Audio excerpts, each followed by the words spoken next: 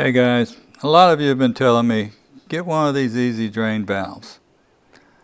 Well, my stance has always been, nah, I'm afraid something's going to knock it off. And that is a possibility, and I've seen it happen, not with these easy drain valves in particular, but just in general. In fact, I had a plate fly up and knock a hole in my oil filter one time on a motorcycle. But anyway, I just never felt comfortable with it. But a lot of you have recommended it, and here in my old age, I finally said, you know what, I'm going to put this thing on. I've actually had it for 10 years. I bought it when I bought this 2014 truck, but I just never could come around to putting it on. So I put it on here the last time I changed oil. This is the first oil change that I'm doing with it. And I have to say, it sure does simplify the process. I'm not as worried about something knocking it off as I used to be, I guess. This truck's been all over since the last oil change, Houston, you name it. And geez, if you can make I-10 back and forth to Houston, that's like going off-road. I've got the little fitting where you can stick a hose on it. I think that's a 3/8, a half-inch hose, but it fits just right over the top of it. I got all that from Geno's, and I've got a little cap.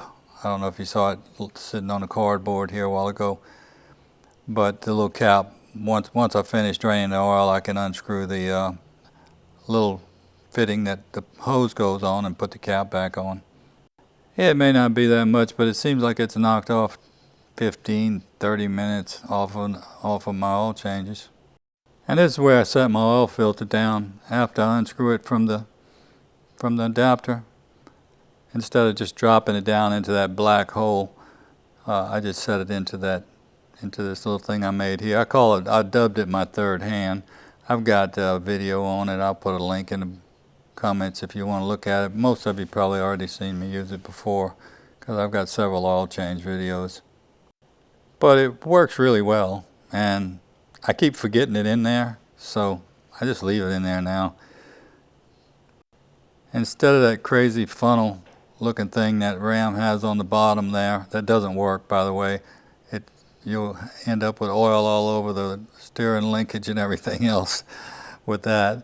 They should have made something like this into the fender wheel well where you could just drop it down and set it in there yourself.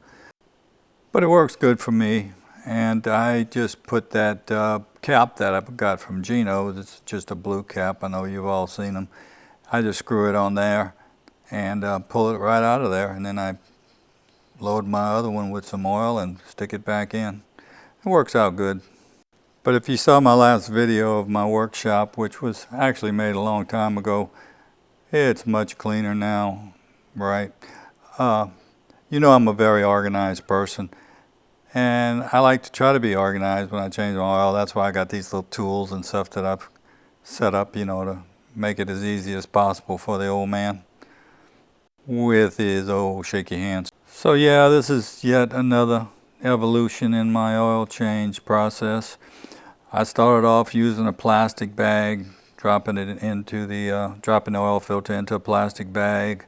I ended up with that doohickey you saw a while ago, dubbed as my third hand. There's a cap that after I unscrew this piece of tubing, and then I cap it all off with that. Close the valve first, of course.